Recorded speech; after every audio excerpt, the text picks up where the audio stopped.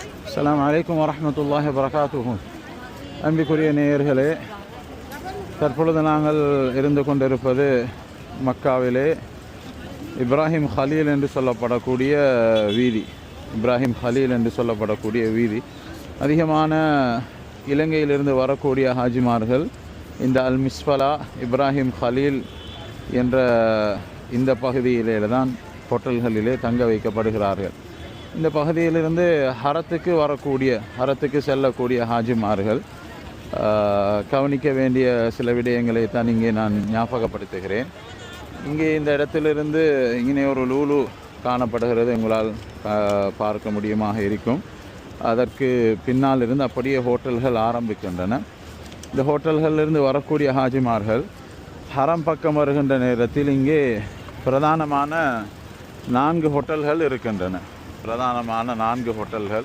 அதிலே முதலாவதாக இதோ உங்களுக்கு தெரிகின்ற இந்த ஹோட்டல் இருக்குது. இது கிளாக் டவர் என்று நாங்கள் சொல்லுவோம்.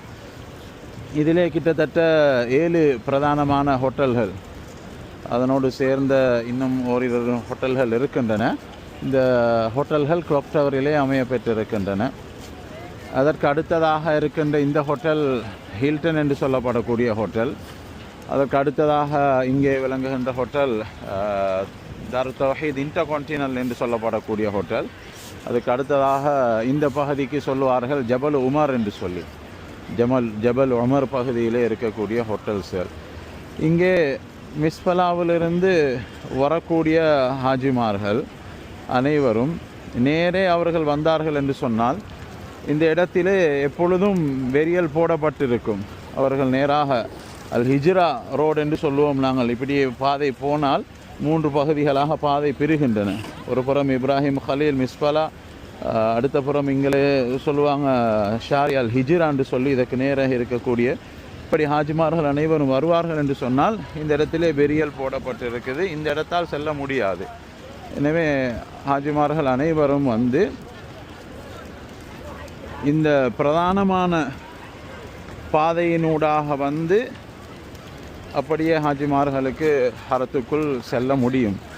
வருகின்ற நேரத்தில் இந்த கிளாக் டவர் ஹில்டன் ஹோட்டல் இது 2க்கும் மத்தியிலே அப்படியே நேராக அதோ ஹாஜிமார்கள் வந்து கொண்டிருக்கிறார்கள்.